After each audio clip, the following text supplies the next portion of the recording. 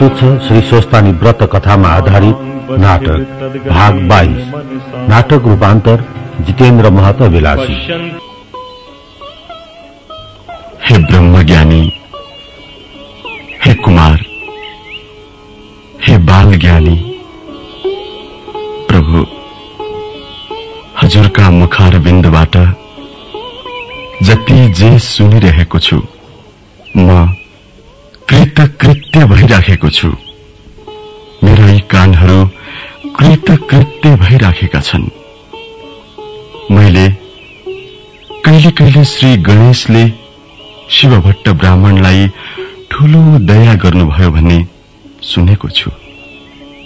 त्यो के भएको थियो? त्यति बेला के भएको थियो? त्यो सुन्नको ठूलो इच्छा छ प्रभु। आज्ञा भए म कृतकृतार्थ हुने थिए प्रभु।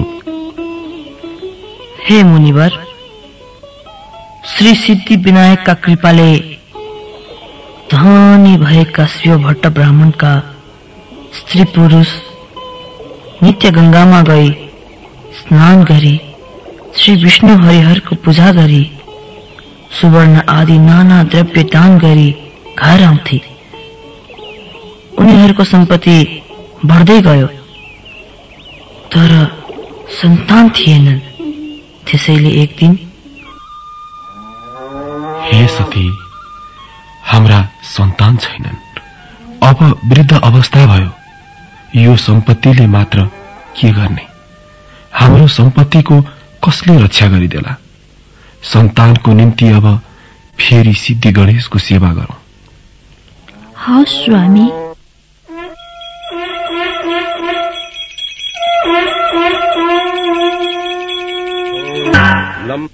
हे शिवभट्ट ब्राह्मण, तिम्रो सेवादेखि म अत्यन्त खुसी भएँ। वरदान माग, वरदान माग।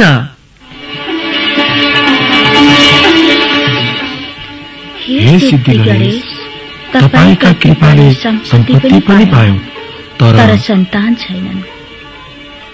त्यो सम्पत्तिको रक्षा गर्न सन्तान पाऊ प्रभु। ठिक छ शिवभट्ट, आजको 8औं दिनमा मंगलबार पर्छ।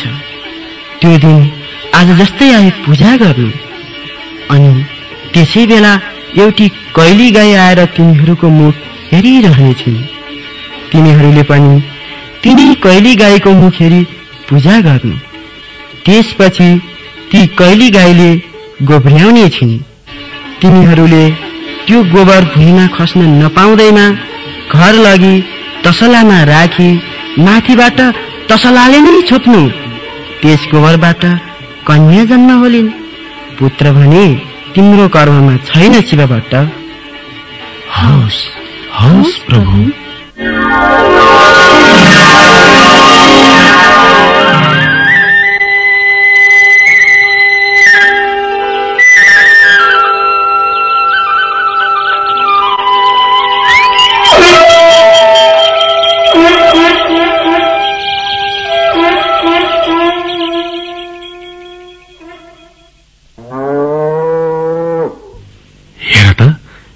सती, ऊ त्यहाँ कैली गाई आई हेरिरहेकी छिन्। आऊ पूजा गरौं।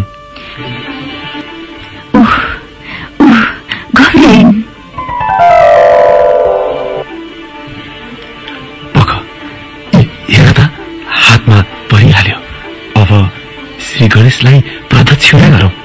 सती, अब आऊ घर जाऊ।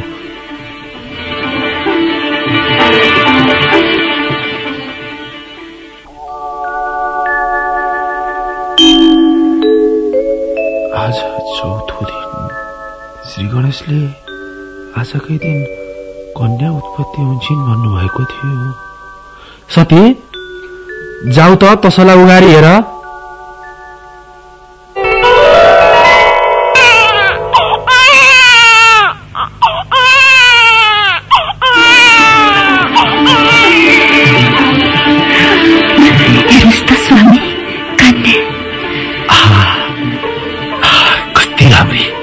मध्याह्नकालको सूर्यको जस्तो तेज, मेघका जस्ता आँखा, पूर्ण चन्द्र जस्तो मुहार, बासुकी नागको जस्तो हात,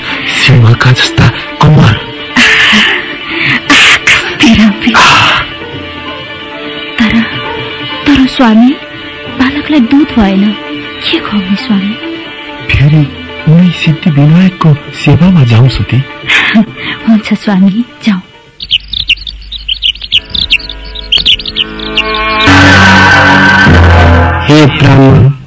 हे ब्राह्मण, जे इच्छा छ भन। हे भगवान, तपाईका कृपाले सम्पत्ति पनि भयो, सन्तान पनि भयो। त्यस बालकलाई खुवाउने दूध भने भएन प्रभु, यही बिन्ती गर्न आइरहेछौँ। बालकलाई खुवाउने दूध प्रदान होस् प्रभु। त्यस बालकलाई मैले दूध दिए, अब तिमीहरू जाओ। धन्य प्रभु, धन्य प्रभु, धन्य।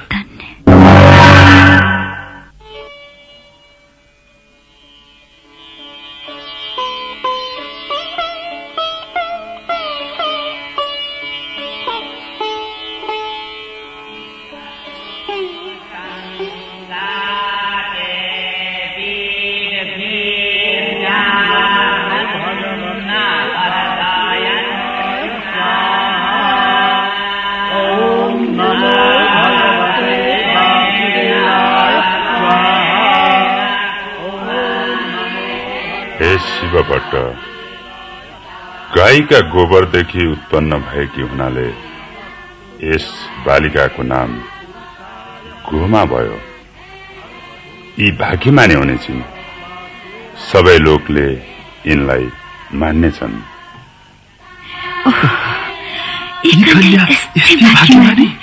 धन्य धन्य गणनायक, धन्य प्रभु, धन्य।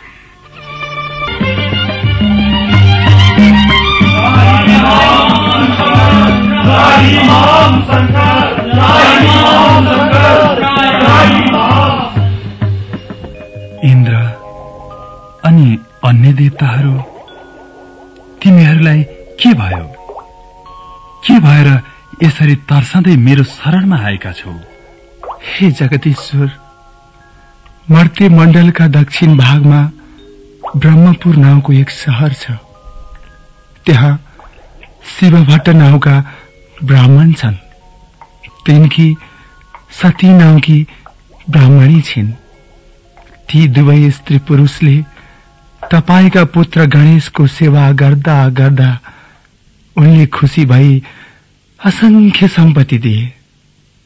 ती शिव भट्ट ब्राह्मण सम्पत्ति पाएपछि नित्य गंगामा गई स्नान गरी हरिहरको पूजा गरी सुवर्ण आदि नाना द्रव्य दान गरी घर आउँछन्। तिनले दान धर्म गर्दा अमरावती डगमगायो। हे करुणा निधान, अर्को कुरा के भने शिव भट्ट ब्राह्मणले सम्पत्ति पाएपछि सन्तान भएनन् र फेरि गणेशको सेवा गरे र अत्यन्त राम्री पुत्री पनि वरदान पाए।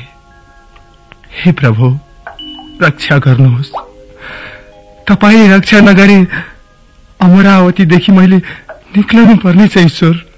हे इन्द्र, नडराऊ, म रक्षा गरौँला।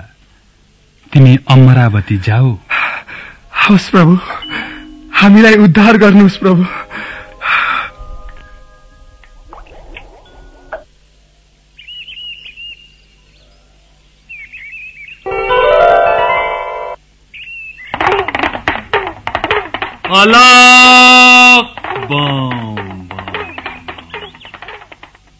हे भिक्षुक, मेरा बाबा महातारी गंगामा स्नान गर्न जानु भएको छ।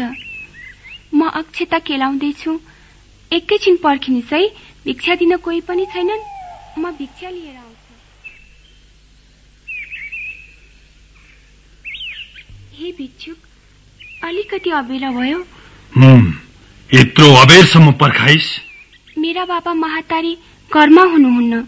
म अक्षता केलाउँदै थिएँ, अबेर हुन गयो। दुःख नमान्नुहोला। यो भिक्षा लिनुहोस्। हे ब्राह्मण कन्या, यतिका अबेरसम्म पर्खाई मलाई भिक्षा दिन आइस। त्यो भिक्षा म लिन्न। दिने भए तेरा बाबाले पूजा गर्न केलाइराखेको अक्षता दे। लिने भए यही भिक्षा ल्याऊ, नलिने भए त्यो अक्षता त म दिन्न। हे पापिष्टे, ब्राह्मण कुमारी, तैले अहंकारले मलाई भिक्षा दिइनस्, त्यसैले तलाई म श्राप दिन्छु। 70 वर्षको बुढोसित तेरो विवाह होस्, फेरि तेरा बाबा महतारीले दुःखसँग सिद्धि गणेशको सेवा गरी कमाइराखेको सम्पत्ति नाश होस्, फेरि तलाई पनि अनेक तरहका दुःख परुन्, फेरि तेरा बाबा महतारी पनि चाँडै नै मरिजाउन्। यति 4 कुरा मैले तलाई श्राप दिए।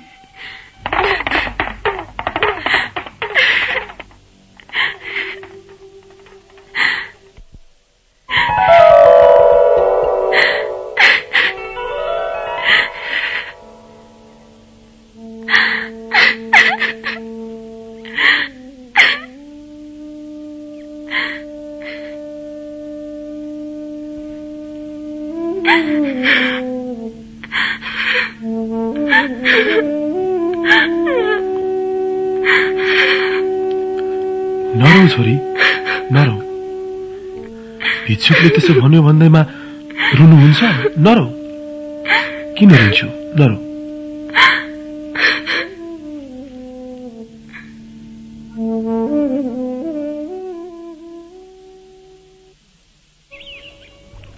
अब गुमा कन्या 6 वर्ष पुगी 7मा लागिन्।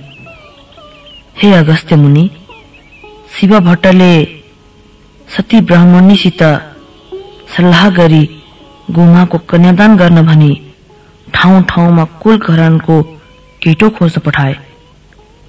जगदीश्वर श्री महादेवले श्राप दिएकोले कोही केटो पाउन सकेनन् र शिव भट्ट ब्राह्मण आफै गई जताततै खोजी हिँडे।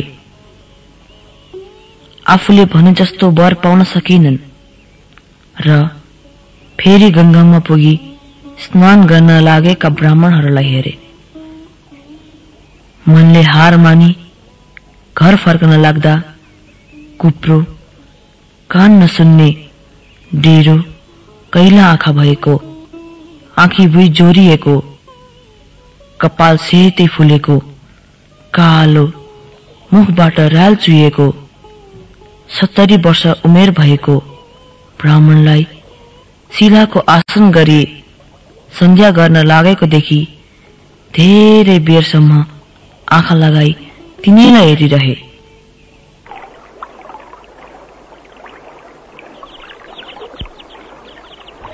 किन बाबुले मलाई धेरै बेरसम्म हेरिराख्नु भयो नि बाबु।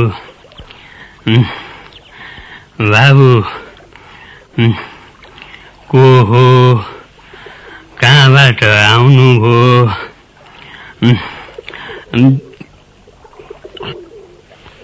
म शिव भट्ट नाउँको ब्राह्मण हुँ। मेरा घरमा एउटी कन्या छिन्। कन्यादान गर्न भनी ब्राह्मण खोजी हिँडिरहेछु, कहीँ पनि पाउन सकिन र घर फर्केर तपाईलाई देखि हेरिरहेछु। तपाई को हुनुहुन्छ?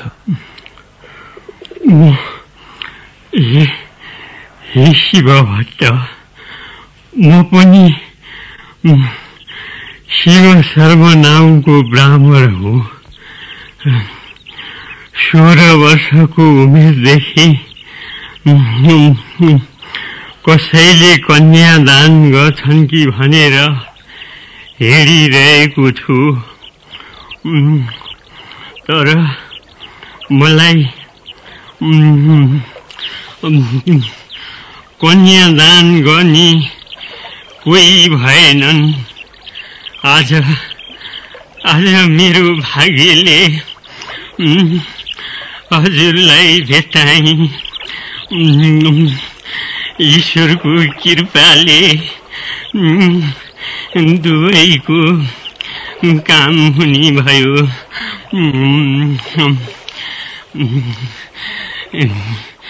हे पिता म माथि दया गरी हजुरकी पुत्री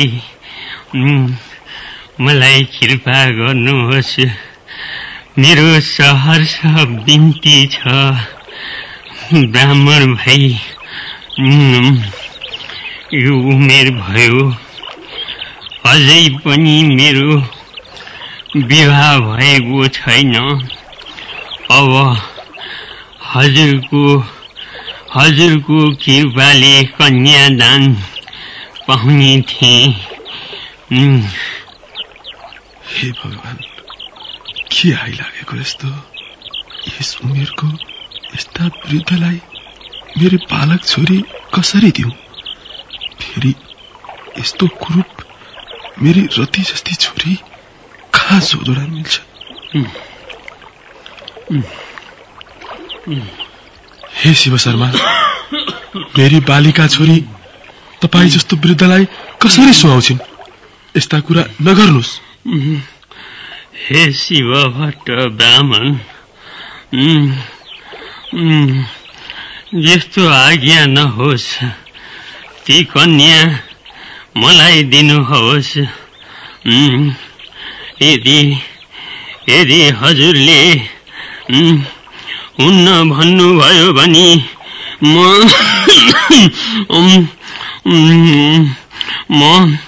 आत्महत्या गरी मर्नेछु। हे भगवान, हैन यो के अपहत्या सुन्नु पर्यो? अब हत्या लिऊ कि घुमा कन्या यसलाई दिउँ? कन्या नदिए हत्या गरी मर्नेछ। ब्रह्म हत्या कसरी लिनु? त्यसको कर्ममा यस्तै लेखेको रहेछ। म के गरौँ? उस दिन श्राप गरी जाने भिक्षु श्री महादेव नै रहेछन्। उनको श्राप लङ्घन गर्न इन्द्रले पनि सकेनन्, रावणले पनि सकेन। म जस्ताले कसरी सकुला? हे भगवान, हे भगवान, यो कस्तो विडम्बना! यसलाई म के गरौँ? अब एकपटक बरु घरमै लानु पर्यो यसलाई।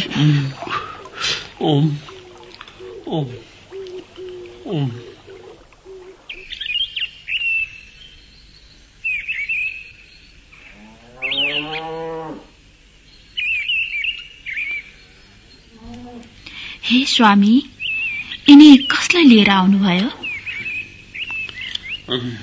यस्ती यिनी शिव शर्मा नाउँका ब्राह्मण हुन्।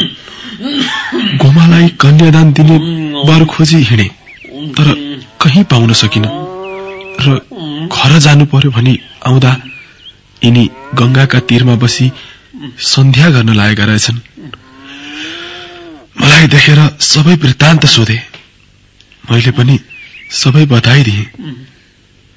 त्यो सुनि उनले गोमा माग्न थाले। मैले हुन्न भन्दा हत्या गरी मर्छु भनेर धम्की दिए। अब गोमा कन्यादान गरौँ कि ब्रह्म हत्या ल्याऊ?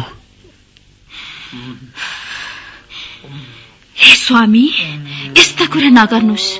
यो कुप्रो, डेरो, कैला आँखा भएको, आँखीभो जोरिएको, देख्दैमा घिन लाग्दो, सेते कपाल फुलेको, देख्दैमा पनि अनुहार नपरेको यस्तालाई म पूर्ण चन्द्रमा जस्तो मुख भएकी, सिंहको जस्तो कम्मर भएकी, सूर्यको जस्तो तेज, राजहंसको जस्तो हिँडाई, कोइलीको जस्तो मधुर स्वर भएकी,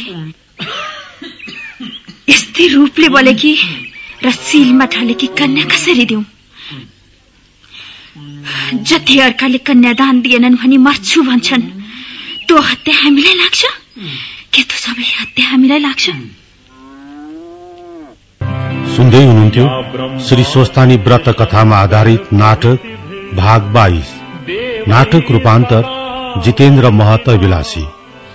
पात्रहरू विष्णु शर्मा, सुरवीर पण्डित, दीपक कोइराला, विनोद गिरी, दीपक राज गिरी, रविन्द्र घिमिरे, दमन रूपाखेती, शोभा भट्ट, रोशन बस्नेत र रेमन श्रेष्ठ, ध्वनि सम्मिश्रण तथा रेकर्डिस्ट कृष्णराम मुल्मी र श्रीराम रायमाझी, नाटक संयोजन तथा निर्देशन मदन दास